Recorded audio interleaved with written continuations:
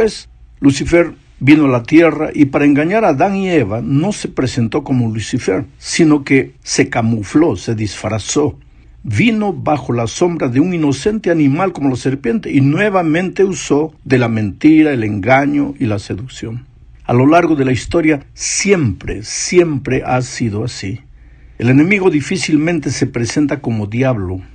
Creo que si lo hiciera no conseguiría seguidores. Bueno, en el gran conflicto cósmico, él seguirá usando sus armas preferidas para engañar a la humanidad.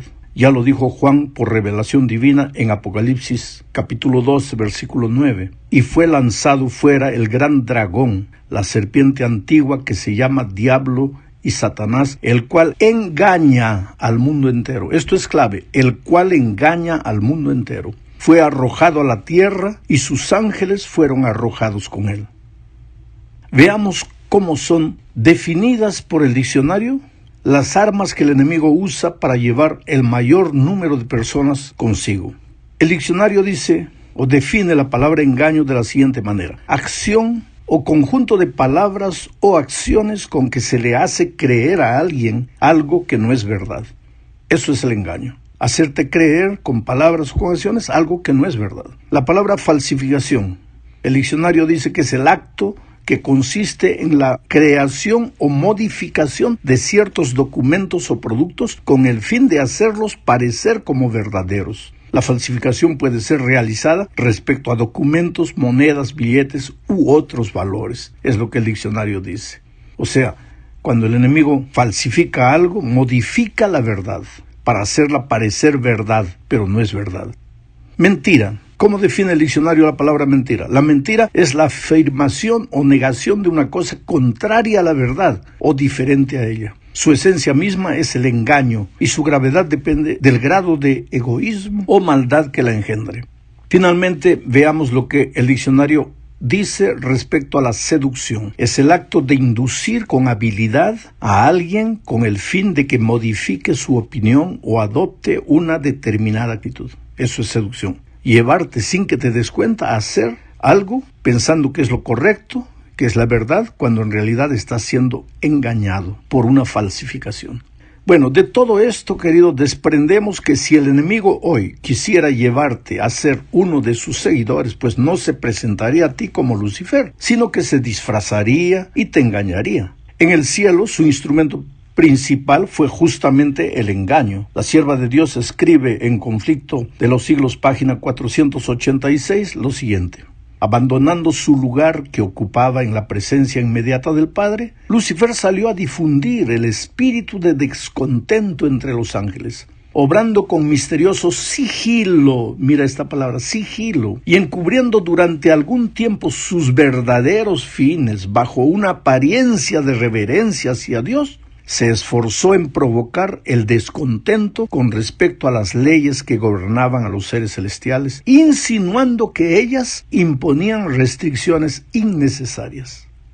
Es justamente por esta razón, mi querido amigo, que la única seguridad que tenemos para no ser engañados es la palabra de Dios y nada más. Vamos ahora al segundo punto de esta lección. Hablaremos aquí del más grande engaño de Lucifer. El más grande engaño del enemigo tal vez será hacer que las personas crean que él no existe, que él es solo una ficción o el producto de la imaginación. Porque si logra este cometido, ¿de qué enemigo se cuidarían las personas si el enemigo no existe? Mira, hace años, en una pequeña localidad del estado de Luisiana, Estados Unidos, Sarah Admonson, una estudiante universitaria rubia de 19 años, entró a una estación de servicio y disparó un tiro a quemarropa contra Patsy Byers, la cajera del negocio. La bala le atravesó a la chica la vértebra y le salió por la nuca. Pero Patsy sobrevivió y quedó paralítica para el resto de su vida. Cuando la entrevistaron, ella dijo: «Vi el demonio en el rostro de esa mujer». Este acontecimiento diabólico siguió a otro crimen cometido a sangre fría 24 horas antes por la misma Sarah que disparó contra esta chica y su novio, Ben Dorros, en un pueblo cercano de la estación de gasolina. El detalle curioso es que estos crímenes eran reproducciones casi exactas de escenas ficticias de la película Asesinos por Naturaleza de Oliver Stone. En la película hay una pareja protagonista que se llena de drogas y tiene visiones del demonio mientras viaja en su automóvil matando gente a sangre fría. Ahora, las preguntas que surgen de todo esto es: ¿quién tuvo la culpa de estos crímenes? ¿Las drogas? ¿La película que ellos vieron? ¿Los mismos jóvenes? ¿El demonio? ¿Quién es el que tiene la culpa de todo? Bueno, aquí es donde entra el gran engaño. Por ejemplo, Carlos Roberto Noguera, profesor de la Universidad de San Pablo, Brasil, dice: el demonio sirve para hacer creer que los causantes de estas desgracias no tienen la culpa, ya que el mal siempre está detrás de todo. Por su lado, Renato Mesán, uno de los psicoanalistas más famosos de América Latina, afirma que el exorcismo de la posesión demoníaca es solo un mecanismo de protección. La persona desea expulsar de sí misma todo lo que considera peligroso y condenable y piensa que eso es el demonio. Las declaraciones de estos dos estudiosos nos muestran lo que la gran mayoría piensa hoy acerca del demonio. Es solo una idea, una fuerza, un mecanismo de defensa, como dice Mesán. Pero, ¿qué dice la Escritura respecto al demonio? Veamos, la Biblia es categórica cuando afirma que el demonio es un ser real y personal, y no solo una idea o una fuerza motivadora del mal. Confirma lo que está escrito. Apocalipsis 12:12 dice: el diablo ha descendido a vosotros con gran ira, sabiendo que tiene poco tiempo. No hay duda. Es categórico. El diablo existe, está aquí en este mundo y le produce dolor, tristeza y muerte, depravación, corrupción a los seres humanos. Más aún, está aquí en este mundo para engañar y seducir a las personas. Pero no se va a presentar como demonio, no se va a presentar como diablo, va a tratar de engañar a los seres humanos para llevarlos a sus filas. Vamos entonces a la tercera parte de este estudio. Hablaremos aquí de dos grandes mentiras que Lucifer usará en nuestros días. Esas dos mentiras que engañarán a mucha gente son la inmortalidad del alma y la supuesta santidad del domingo en sustitución al sábado descrito en la palabra de Dios. Veamos primero el asunto de la inmortalidad del alma. Allá en el jardín del Edén, Dios le había dicho a Adán y Eva: no coman del árbol, porque si comieren, ciertamente morirán. Apareció el diablo y dijo: no moriréis. Eso es lo que la serpiente dijo en el jardín del Edén. Y ese mensaje, no morirás, ese mensaje en el que se funda la doctrina de la inmortalidad del alma, será uno de los poderosos instrumentos del engaño y la seducción que usará el enemigo en los tiempos finales de la historia. Tú vas a encontrar este mensaje adaptado a todos los gustos. La gente sencilla será atrapada por esas variantes del espiritismo que son la hechicería, la brujería, la macumba, como llaman los brasileros. La gente con más estudios asistirá a las sesiones tradicionales de espiritismo, estudiará la parapsicología o participará de sesiones de regresión mediante las cuales se intenta descubrir los espíritus de los muertos en vidas pasadas. Muchas de esas actividades se presentan en forma grotesca, con sangre de gallinas, chivos negros o mensajes misteriosos dejados en determinados lugares, pero otros se presentan de forma inocente, en forma de actividades filantrópicas y asistencia social, para dar la impresión de que se trata de algo que no es ofensivo, sino que es benéfico, pero por detrás está el enemigo haciendo creer, ¿qué cosa? Que el hombre no muere. Cuando muere, no muere, su espíritu sale y sigue viviendo. El hombre moderno tratará de encontrar la sabiduría en los espíritus iluminados, entre comillas, de los faraones egipcios o de los incas peruanos, de Machu Picchu. El hombre moderno en nuestros días tratará de comunicarse con seres extraterrestres o buscará sabiduría o técnicas médicas por medio de espíritus, entre comillas, de algunos famosos doctores que ya murieron. En fin, no hay límite para los esfuerzos del enemigo en su intento de diseminar el mensaje de que el alma del hombre nunca muere. Puedes ver estos mensajes todos los días por medio de las novelas y las películas que se difunden a través de la televisión, la radio, las revistas, los diarios. Puedes oír que el alma no muere también en las conversaciones de la peluquería, al correr de un lado para otro mientras llevas a cabo tus tareas, en la boca de la gente, presentadas por artistas famosos, estrellas de la televisión, destacadas, personalidades, en fin. Ahora, yo te pregunto, ¿por qué todo este esfuerzo para divulgar que el alma no muere? Porque si el alma no muere, pues querido, entonces no hay por qué preocuparse tanto con esta vida. Si hacemos bien o si hacemos mal, ¿cuál es el problema? Porque hay otras vidas. ¿Para qué sirve la salvación en Cristo o la obediencia a la palabra de Dios si disponemos de toda la eternidad para seguir evolucionando? ¿Te das cuenta? Las Escrituras enseñan claramente que solo en Cristo hay inmortalidad. Pero el enemigo enseña que la inmortalidad está en el ser humano. Las Escrituras siempre intentan conducir al ser humano a adorar a Dios. El enemigo trata de que el ser humano adore a cualquier cosa menos a Dios. Las Escrituras enseñan claramente que cuando alguien muere, su cuerpo vuelve a la tierra y el soplo de vida regresa a Dios. La misma persona ya no tiene más conciencia a partir de ese momento. No se trata de que los espíritus de los malos vayan al infierno, o que de los buenos vayan al paraíso, o los que no son tan buenos vayan al purgatorio, de los niños vayan al limbo, o que el espíritu del hombre que muere está deambulando por ahí a la espera de reencarnarse en otras formas de vida. No es nada de eso. Todo eso es engaño, es la falsificación de la verdad. Sin embargo, existen personas sinceras que inclusive con las Escrituras en la mano no logran entender estas contundentes verdades. Vamos a la cuarta parte de este estudio.